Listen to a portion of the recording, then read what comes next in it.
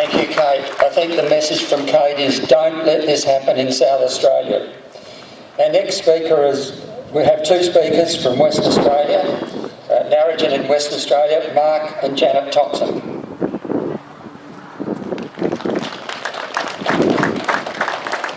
Thank you. I know these stories can get a bit heavy, and I'm sorry about that. Because of our story, which I'm here to tell, we have been contacted by other people, and the crux of our story has been going for about 4 years now.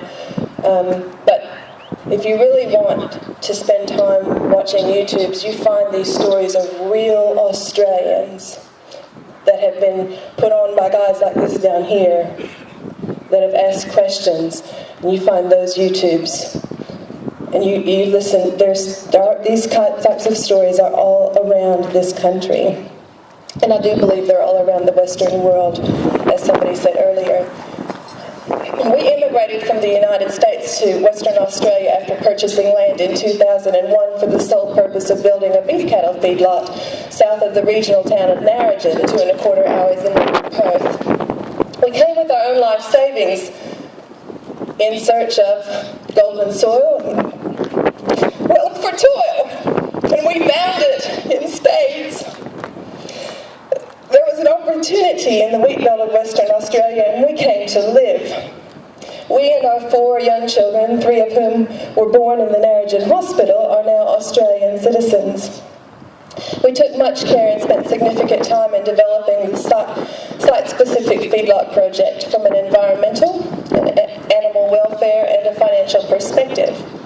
Upon submitting the detailed plans to the relevant authorities, we were on hold over a year getting approvals. We were finally granted permission to construct a 15,000-head feedlot on the site we proposed. A small group of people opposed our development from the beginning, and 2 appeals were lodged against our original works approval. There is a 12,000-head piggery directly adjacent to our property, which had been there for 20 years, and about which this same group had complained bitterly prior to our purchase. The first post went into the ground in February 2003, and the first cattle went on feed in June of that year. Complaints, usually based on odour, against our facility were made almost from the beginning. As president of the WA Lot Feeders Association, Matt attended a meeting in May of 2007 between environmental departments, environmental groups, and industry to discuss transitioning the National Pollutant Inventory (NPI) system to the National Environmental Protection Measures or NEPM system, and including so-called greenhouse gas emissions in the required reporting regime. At this meeting, Matt questioned the number that members of the feedlotting industry were forced to use in our calculation of pollution under NPI. In our case, it was ammonia. The figures supplied to our industry for calculations and reporting were physiologically impossible and meant that our cattle were emitting more nitrogen than they were taking in. The officials could give no answer. Then Matt proposed to oppose inclusion of greenhouse gases in the new reporting, stating that, in his opinion, they did not meet the definition of pollution. The industry people at the meeting were very interested in what Matt had to say and gathered around him to take copies of the Great Global Warming Swindle DVD and Lavoisier Group material that he handed out. Soon after this, the Department of Environment and Conservation appeared to increase their reliance upon complaints against our business, and correspondence with DEC increased dramatically. Also, after the May meeting, the Environmental Defender's Office, or EDO, a state and federally funded not-for-profit organization, got involved with the small group of local complainants. The handful of complainants incorporated into the Narrogin Environmental Action Team, and they learned how to, in general, gum up the works so that our project would die on the vine before coming to fruition. At this point, we had built to 10,000 head of our approved 15,000 head development. DEC's actions worried us enough to cause us to stop further investment. The vast majority of local people are highly supportive, or at least ambivalent, about our business being in Narrogin. There is a high degree of attention given our development, but mostly from people that are interested in economic activity and ensuring that our community grows and thrives, with real productive businesses being a base for local sustainability. In early 2008, we hired attorneys in Perth because it had become apparent that a positive outcome was not going to be forthcoming with the Department of Environment. After getting up to speed on our case, the solicitor and barrister suggested that we meet with Dr. Johannes Schumby, an environmental attorney. After some resistance, we agreed to meet him. He basically suggested that we crawl on hands and knees back to the DEC, admit we were wrong, and hire him, and he would fix all of our problems. By the way, he was in the same building as the DEC on St. George's Terrace in Perth. Since we had not done anything wrong, and because we could not afford to pay him on an ongoing basis, after meeting with him for 40 minutes, we declined his further involvement. His bill was $4,000. In 2009, we discovered that Dr. Johannes Schumby was the convener of EDO, the Environmental Defender's Office. He had never disclosed or even attempted to allude to any such connection. In the license issued to us on the 31st of March 2008, DEC limited our throughput to 6,000 head, effectively half of our built-up capital infrastructure. They did so knowing full well such a limit would cause our financial demise, as we could not cash flow the investment of such a restriction. During the 18 months it took for our appeal to be heard, decided upon, and implemented, our business, which had proven very viable, was ruined. By the time the clarification on our amended license was received, there were only 6 months remaining on the original 2-year license. Our existing bank was not willing to provide additional funding. No bank was willing to refinance us, and no purchaser was forthcoming at the auction held on the 20th of October 2009 because of the lack of certainty hanging over the license. At one point, when we were operating at 10,000 head and constructing in-house, we had over 20 full-time equivalent employees. Throughout the last year, we had managed to hold on to 8 of our core group of excellent employees with the intention of building up our business again once a common sense outcome was achieved with the DEC. We were forced to lay off these employees in November 2009. We trucked the last of the cattle 1 month later. After working actively with and encouraging DEC to take action on a new license in October, DEC finally delivered our new license on the 8th of March 2010, knowing that our bank had given us until the 15th of March to give them a solution. The new license was untenable, and the appeal ruling did not deliver any relief. Our operations manager and close personal friend, Lindsay Mosley, committed suicide that month.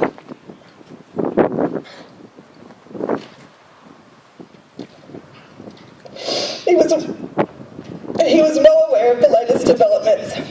He had taken casual employment since we laid him off, with the idea that he would come back to us when possible. Lindley was a doer, a problem solver, one of those guys that could turn his hand to anything with a smile. He also proved himself to be an amazing people manager, which is very rare, and he knew more about our place than we did. While depression is an elusive animal, and we can never know everything that was going on inside of him, we know that Lindley felt frustrated that he could not solve the problem. He was depressed, seeing all he had engineered and helped to build sitting idle. Despair is a terrible thing. I understand it. It's depressing to have bureaucrats telling us what we can and cannot do when they have never produced anything in this world except more red tape. In attempting to justify their jobs, they keep a good man like Lindley from helping to feed the world. The value of Lindley at every level was too great to quantify. We feel a deep, dark hole in our hearts and minds at the injustice of this situation. We feel compelled to get involved to ensure that this does not happen again, and we will do what we must. Above all, though, we want to produce. That's all we ever wanted to do. be productive. When we're not allowed to do the only thing we've ever wanted to do, when good problem-solving men like Lindley Bosley are driven to despair because the non-producers triumph over the producers, then we must act. We owe millions of dollars. With a license, our feedlot has value that will pay back those creditors. Without reasonable license, there is no value. The National Australia Bank appointed receivers in September 2010. We filed a case against the DEC in federal court in October. We're hoping that in the interest of our creditors, NAB and the other very good people who trusted us enough to do business with us, the receivers will allow us to pursue the case before moving in and liquidating assets. The challenge we all face, producers, consumers, elected representatives, is vast. Environmental extremists have infiltrated many good organizations, and our system of governance, which relied upon people's goodness, has been bastardized and taken advantage of. Regulations and policies have advanced without the benefit of a vote, and the bureaucracy is beginning to strangle everything in its path. In a developed society, land use conflict will always exist.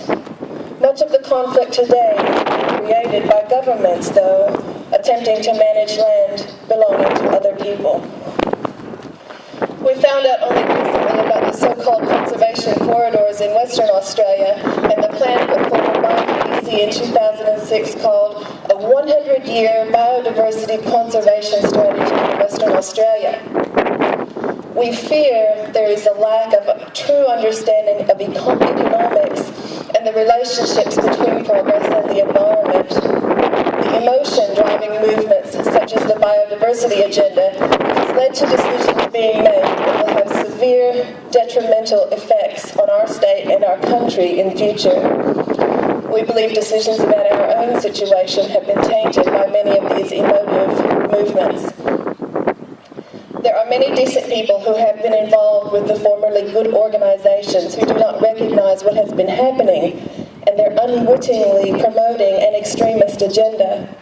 It is vital that you and other good people see the very real and horrific results of that agenda. That's why we're here.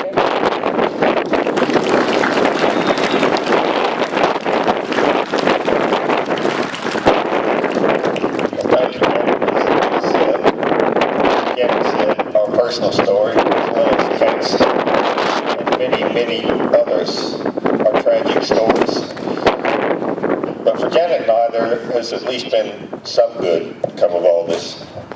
When our story first went viral on the internet, we began to get aid, comfort, and encouragement from people all over Australia, and indeed all over the world. But then we began to hear similar stories from people that lost their life's work, their properties and livelihoods from a complicated myriad of bureaucratic power trips, water conservation notices, heritage listings, license conditions, abuse of Endangered Species Act. The list goes on and on and on. And this loss of property has destroyed a great many people's lives. And it led me to realize that our personal story is only a very small symptom of a much larger problem that's beginning to cripple the entire Western world. And this is something that will eventually affect all people in Australia.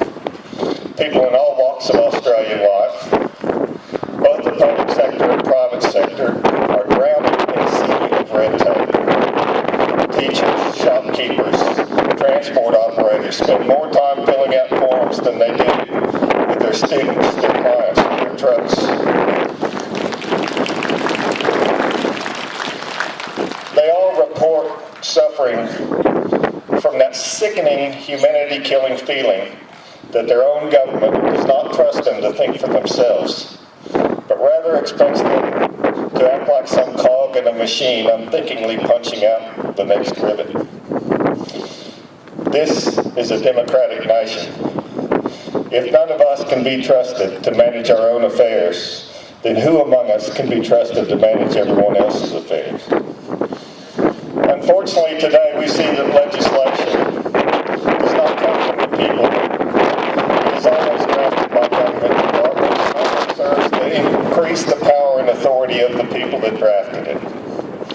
It is always very, very lengthy and seldom even read in its entirety by the parliamentarians that are voting on it. The legislation almost always contains so-called Henry VIII clauses, which in effect give departments the power to write their own laws once the initial enabling legislation is passed.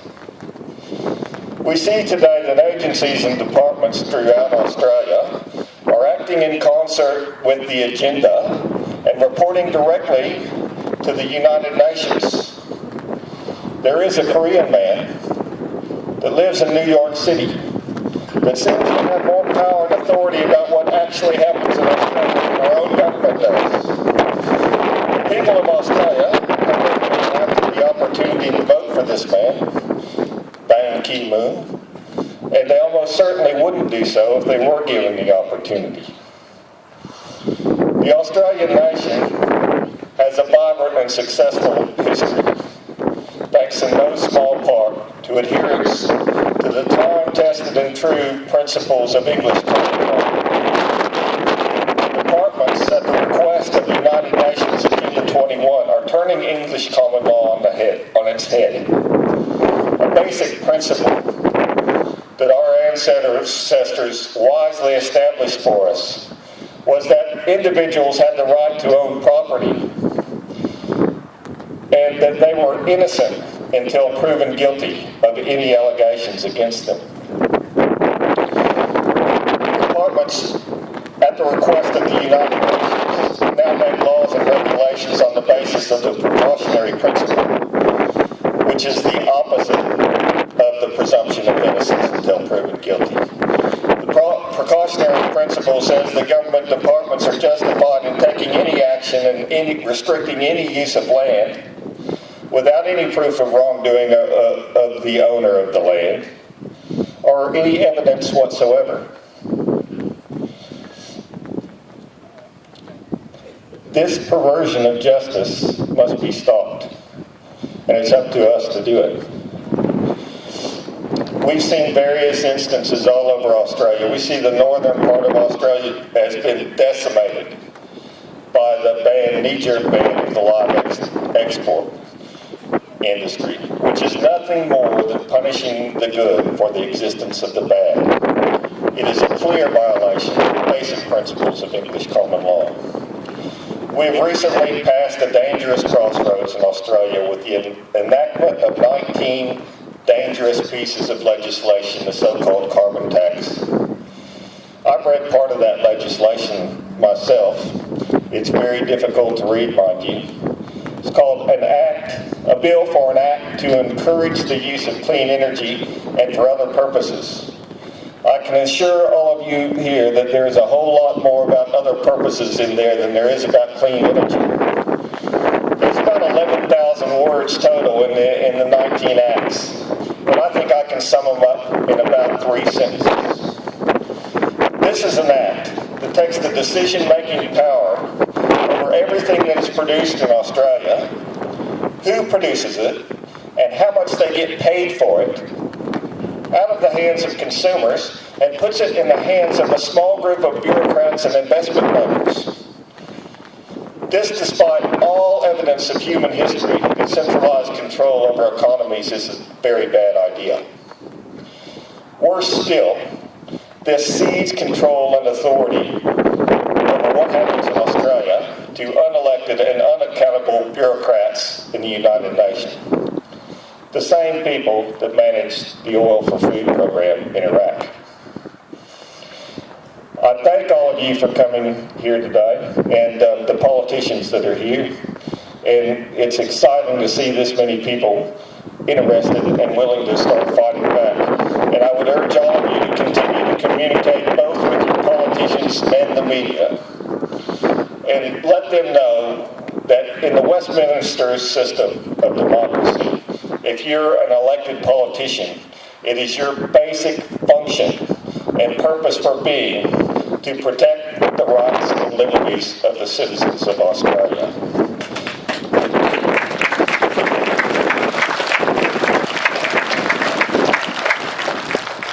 And let them know that the silent majority has awoken and is beginning to find its voice. And from this day forward, we will judge all parliaments and governments in Australia, not by how many regulations they can enable and how many laws they can pass, but rather by how many laws they can repeal.